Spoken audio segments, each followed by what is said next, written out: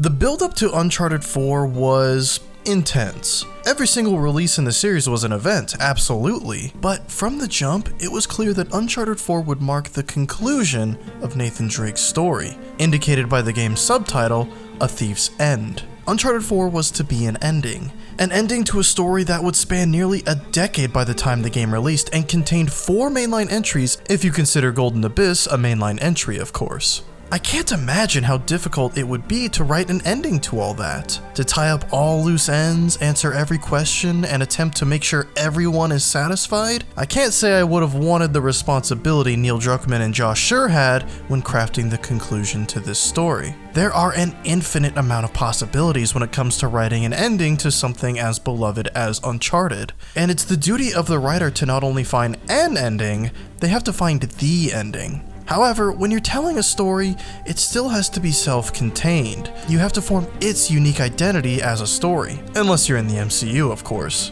So in this video, I want to explore how to craft an ending. Not just an ending for one story, but an ending to multiple stories. We're going to go by the book and by my own personal opinions to dissect why Uncharted 4: A Thief's End has, quite possibly, the best ending to any story in video games. I'm going to be going over lots of different terms and narrative techniques that will hopefully allow you to better appreciate the story of Uncharted 4, understand how narratives in general work, and maybe even help you with your own writing. Welcome to Input 1. Thanks for tuning in.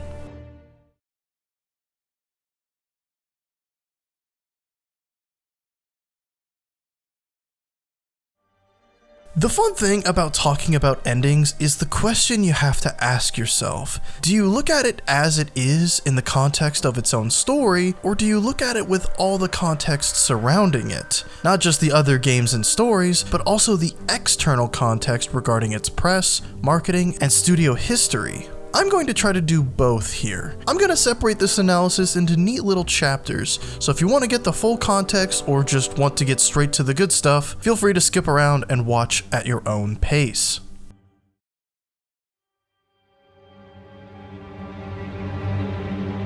Okay, external context. I'm not going to be going over every single detail from the beginning of Naughty Dog to where they were when Uncharted 4 finally released. I'm just dealing with the perspective of the studio and their own press leading up to the game's launch. But I am going to go back just a tad, to 2013, the release of The Last of Us. I don't need to explain to you in intense detail how The Last of Us changed to the public image of Naughty Dog with their first jump to an M rating. You probably understand how game-changing The Last of Us was. This was a game that pulled no punches, showed no remorse, and was willing to actively betray its audience's hopes and expectations. So many scenes in The Last of Us are like watching a semi-truck slide down an icy hill into a busy intersection. We know what's about to happen, we know it's not going to be good, and we just have to watch in despair until the inevitable occurs.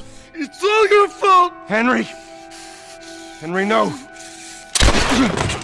So, keeping that in mind, it raised the question, will Naughty Dog ever return to the happy-go-lucky Uncharted, and if they do, will it retain the positive tone Naughty Dog established prior to their experience on The Last of Us? Later that year, PlayStation and Naughty Dog officially announced the next Uncharted game, planned for PlayStation 4. No subtitle, no real details beyond what was shown in a short teaser trailer, just Uncharted for PS4. Now, if you know your industry history, then you know that this Uncharted 4 was not the Uncharted 4 we eventually got. This Uncharted 4 was initially meant to be written and directed by Amy Hennig, the writer and director of Uncharted 1 and 3. But for reasons we can only speculate about, she left the team at Naughty Dog and left the project's future in the air. Now, the development cycle for Uncharted 4 is its own intricate story that I think was well documented in the book Blood, Sweat, and Pixels by Jason Schreier. It's just a story that's not super relevant to this video and would definitely pad the runtime, so I recommend checking that book out if you want more behind-the-scenes information on Uncharted 4. But basically, the short and sweet of why I bring up the original project is that there were some ideas that carried over between projects. But now, Neil Druckmann would take the reins on the game's narrative. And not even 1 year later, unbeknownst to fans, the new Uncharted 4 was finally revealed with an ominous trailer and the official subtitle, A Thief's End. You've been out of the game for a long time. Or maybe I need to remind you the kind of people we'd be crossing here.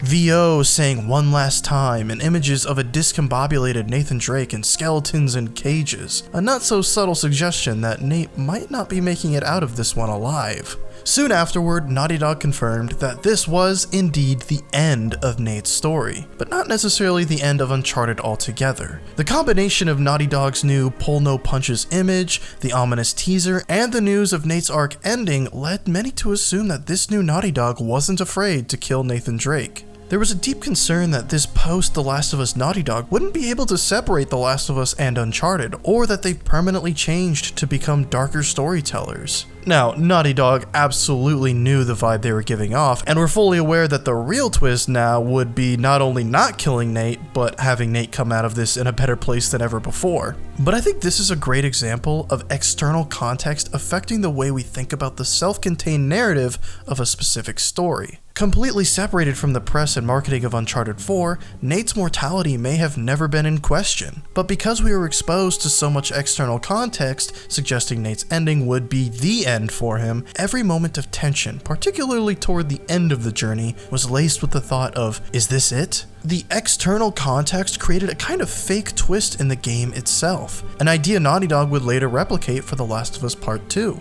Of course, marketing wasn't the only external context for Uncharted 4. You also had 3 other numbered entries with all kinds of context that may not have been intrinsically relevant to Uncharted 4, but still added weight and impact to each and every second of that game. This is the culmination of the Golden Abyss, El Dorado, Shambhala, and Aram of the Pillars, something the game acknowledges toward the beginning of the journey with a question that essentially asks, what's your favorite Uncharted? Jeez, Sam, where do I start? Start with the best part. It's all of these journeys that give weight to the knowledge that this is Nate's last big adventure. But, as we learn in the epilogue, that isn't entirely true. Still, it doesn't matter if something is true or false when it comes to narrative, just whether or not the audience believes it. So that's the external context of Uncharted 4. Everything that affected and or still affects our perception of the narrative outside of the experience between the moment we select a new game all the way until the credits roll. That, of course, would mean the internal context is, as I just said, everything between the moment we select new game all the way until the credits roll. And this is when I'm going to try my best to explain specific textbook ideas about narrative, specifically in regards to the ending of Uncharted 4. So buckle up, I read a book.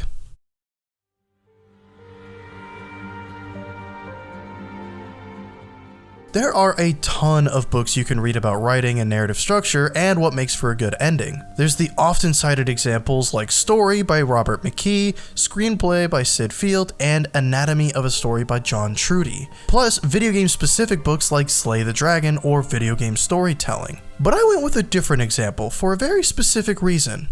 I can't really afford to just buy a bunch of books, so I went to my local library and ended up with 27 Principles of Story by Daniel Joshua Rubin. So that's what's gonna have to do.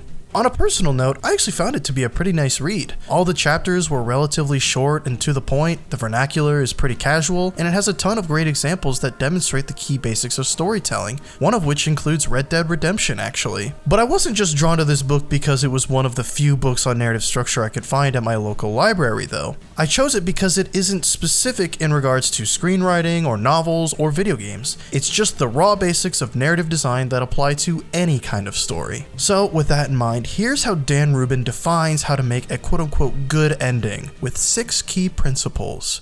1. The ending has to be meaningful. The sequence of events leads to a logical conclusion. 2. The ending has to be inevitable. The story can't end any other way. 3. The ending has to be surprising. Trick your audience into thinking something else will happen, or with how it happens. And real quick, surprising doesn't have to mean shocking. 4. The ending has to be just. The ending is fair within the context of the story. 5. The ending has to be emotional. Make the audience feel something. 6. The ending has to be authentic. The ending should represent the writer's intentions or feelings in some way. I know that doesn't exactly give you a guide or a how-to when it comes to making an ending. It's not exactly a template you fill in the blanks on, but that's the job of the writer, to interpret those tenets in the context of their own story. But to make it a little easier, you can get the ball rolling by identifying core concepts and the overall structure of the story. There are tasks you have to accomplish, like a checklist of things you need to do, and once you check those boxes, everything kinda just falls into place. At least, if you're lucky. So I'm going to walk through the structure of Uncharted 4 and identify key narrative concepts that build up to its beautiful ending in order to understand how Neil Druckmann and Josh Scherr arrived at the meaningful, inevitable, surprising, just, emotional, and authentic ending of Uncharted 4.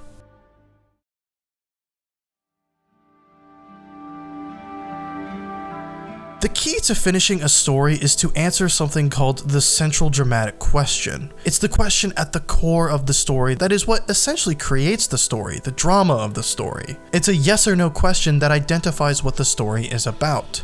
Hey, are you happy? For example, in just about every Uncharted game, the central dramatic question is, will Nate find the treasure he's looking for? This question is often asked in the moment Dan Rubin describes as the moment the story drops the hammer. Dropping the hammer is also referred to as the inciting incident, and it's always been something I've struggled to identify. I even took film and writing classes in college, and I still had trouble identifying the inciting incident until I read Rubin's description of it. It's always been defined as the moment the story begins, and that's always been so vague to me. Is that the second the movie begins? Is it the moment one character meets another? It wasn't entirely clear until I heard it like this. The inciting incident is the moment that a situation presents itself to the protagonist that heightens their emotional state, cannot be avoided, and must be dealt with immediately. In Singin' in the Rain, it's when our main cast is introduced to talkies and have to immediately counter with their own. In Avengers, it's when Loki steals the Tesseract and Nick Fury has to immediately assemble the team to get it back. And in Uncharted 4, it's when Sam reveals himself to Nate and presents a situation. Find Henry Avery's treasure and fast, or else Hector Alcazar will find and kill him. 3 months, half the treasure. Can you do it? Say it. 3 months, half the treasure. So, for Uncharted 4, the same central dramatic question for the previous games still works. Will Nate find the treasure he's looking for? The circumstances are different this time, born from necessity rather than pure curiosity or a quest for glory, but the question at the story's core remains largely the same. Dan Rubin states that the ending of a story begins when the protagonist makes a decision that will affect the answer to the central question. That question actually changes at a pivotal moment in the story, the second act closer. That goal changes because it's revealed that the inciting incident was built on a lie Sam used to lure Nate out of his normal life just as Nate was beginning to question it. Sam, what kind of story did you cook up? Alcazar? Really? You lied? You lied to your baby brother? A lie reinforced by making the audience play through it. And once Nate realizes this, he discovers his true goal, to make sure everyone he cares about makes it home. No offense to these guys, but they don't get it. Actually, Sam, they do. All his hesitations about maintaining his life as a carefree adventurer disappear when he realizes a normal life with Elena is what he wants even more than a treasure he and his brother began chasing years and years ago. Avery's treasure was ours. It was always ours. I left my life for you. So now, the central dramatic question isn't, will Nate find the treasure he's looking for? It's, will Nate be able to get home with the people he cares about? So when does Nate decide that's his goal? When does the ending officially begin?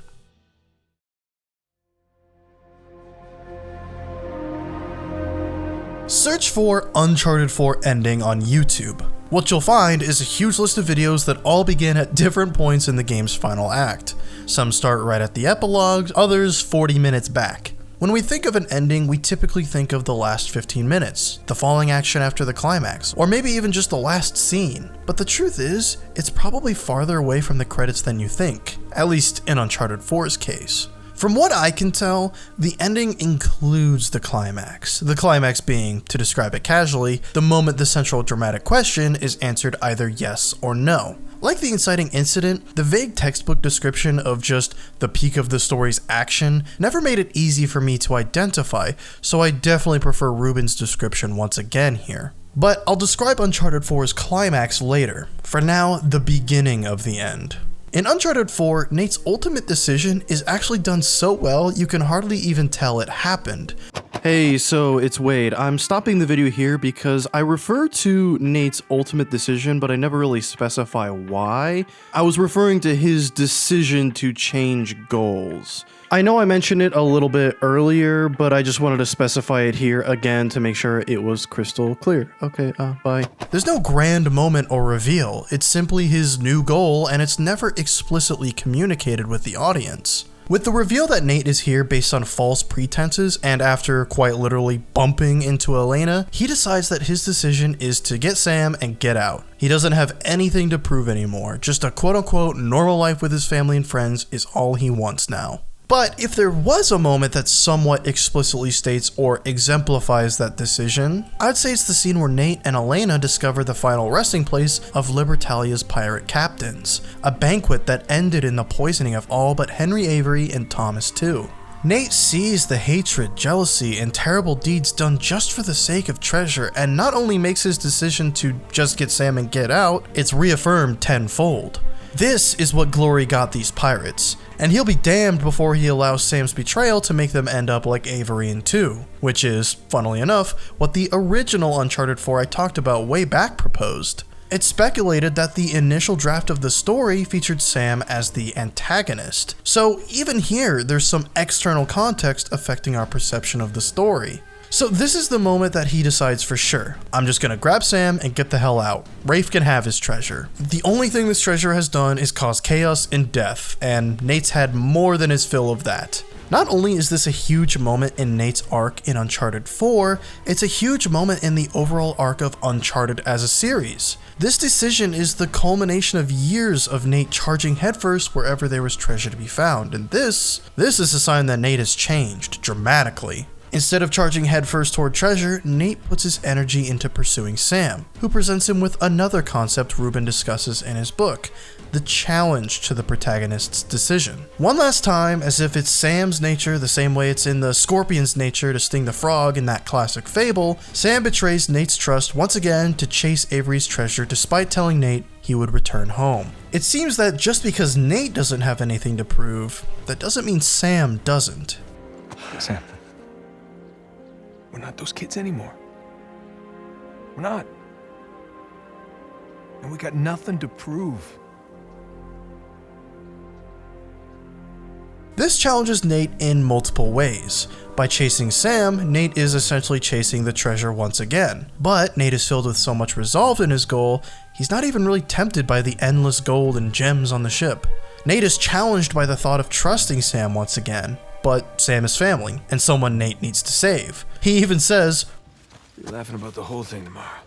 and Nate is even challenged on that when Sam is trapped and even tells Nate to leave him. But as is always the case with Nate, he almost always finds a way to fix an impossible situation. It's a crescendo of big challenges that don't just test Nate's decision to prioritize Sam, they reaffirm them, which is exactly the purpose of those challenges. And yes, this is also the climax of the story. The sword fight, the teary-eyed goodbye, and then hello to Sam, and the explosive escape from Libertalia. It's the moment the central dramatic question, will Nate make it out with everyone he cares about, is answered with a big, fat, and resounding yes with a dozen exclamation points.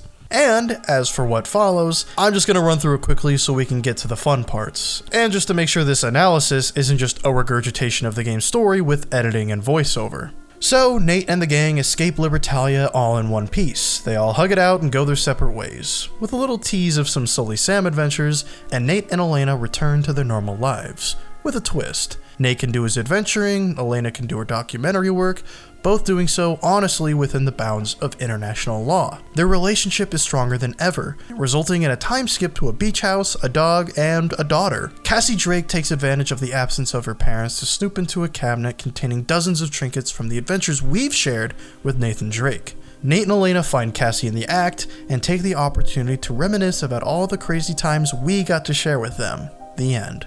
I know I didn't present that half as elegantly or as emotionally as the game does, but I honestly fear that if I talk too much about it, I'd probably start choking up. Now, we can look at it from the 6 defining features of a good ending I mentioned way back. 1. The ending has to be meaningful. 2. The ending has to be inevitable.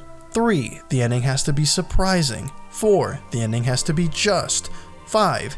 The ending has to be emotional. 6. The ending has to be authentic. But I don't want to just look at what these things mean for Uncharted 4 specifically. I also want to look at what these mean for the ending of Uncharted and Nathan Drake altogether. So, number 1, meaning. The sequence of events leads to a logical conclusion. In Uncharted 4, this is exemplified through Nate's indecisiveness towards what kind of life he wants at the beginning of the story. A toss-up between an honest, boring life and a dangerous, fulfilling life. The logical conclusion being an honest and fulfilling life. So, in the context of this story, I'd say it has a meaning and a logical conclusion. As for the overarching story of Nathan Drake, I feel this is also a logical conclusion. From an eager child hungry to make his mark on the world to a seasoned, mature treasure hunter who realizes he doesn't need to commit crimes to end up in the history books, this feels like a logical conclusion to Nathan's story and a logical reason why he's done with the danger and moral grayness of treasure hunting.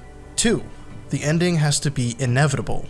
The story can't end any other way. This is a bit up for interpretation, but it's the idea that this is the only way the story can end given the context of the tone and overall message. Considering the tone of Uncharted probably wouldn't allow for Nate to die, it can't really end that way.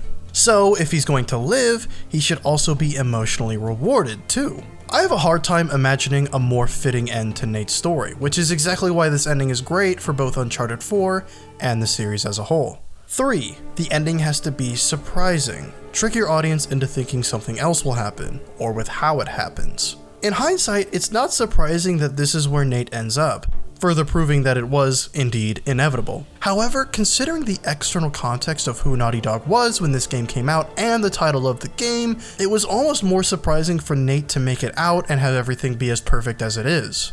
In the grander context of Nate's journey as a whole, it's also surprising given his tendency to, in his words, The truth is, everything I touch turns to shit. Nate. No, Elena, I'm done. Nate's never really had a clean getaway, so for him to achieve his goal and to do so efficiently is actually surprising given the sacrifices and mistakes he's made in the past. Like I said before, surprising doesn't have to be shocking, just unexpected, even in small, minor ways.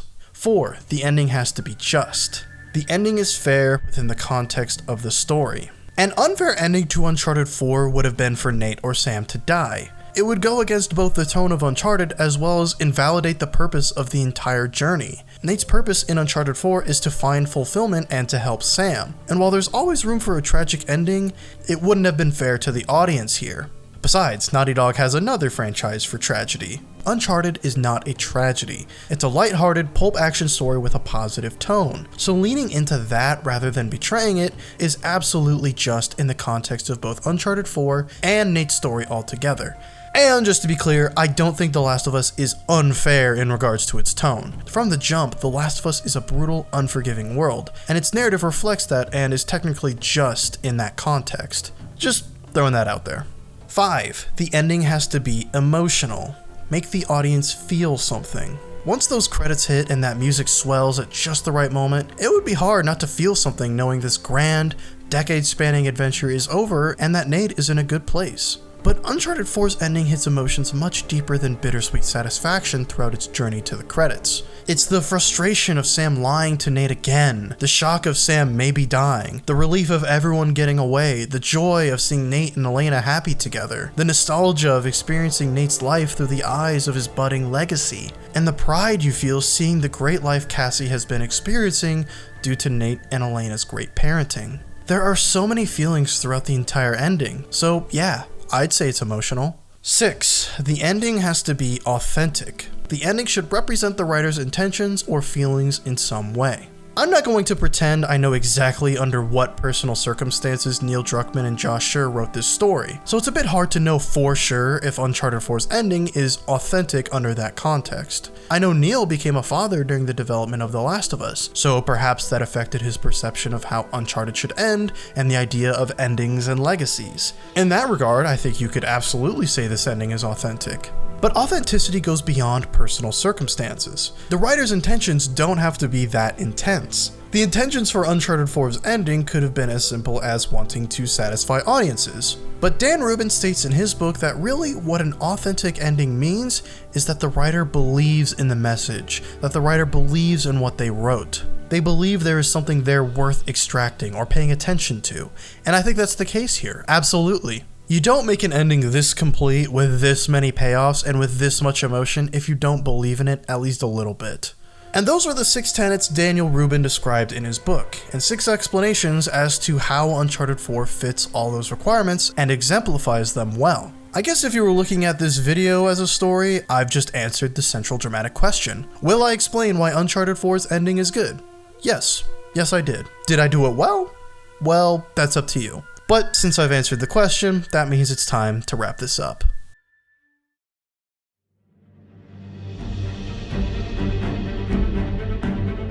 The idea of good is typically a matter of opinion. I myself often say that there's really no such thing as good and bad, just liked and disliked. However, it seems clear that there are basic truths when it comes to screenwriting and crafting an ending. And by adhering to the basic principles of screenwriting and by occasionally defying or stretching those principles, Uncharted 4 doesn't just have a good ending, it has what I think is a perfect ending. There comes a point beyond objectivity and textbook examples where you judge an ending based on personal preferences and how much it satisfied or affected you as a person. And for me, Uncharted 4 nails everything. It's conclusive, yet open for both interpretation and iteration. It wraps up the story of Uncharted 4 and Nate's entire arc, and it gives us something beautiful to end on. A reminder of why we love this series. It satisfied and impacted me in a deeply personal way. I remember sitting in my chair with a warm May breeze coming in through the window and fighting tears as I slowly came to terms that Nate's story was over.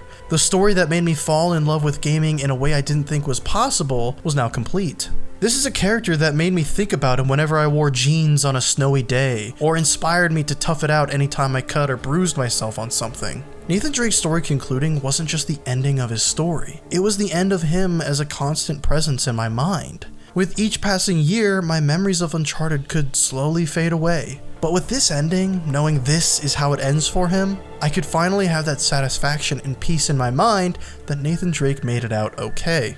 Uncharted 4 satisfies all criteria for a good ending, both textbook and personal. And that's why I think Uncharted 4: A Thief's End has a perfect ending. It's a game that means the world to me, and I'm unspeakably happy that I got to use it as an example of how to craft a good ending.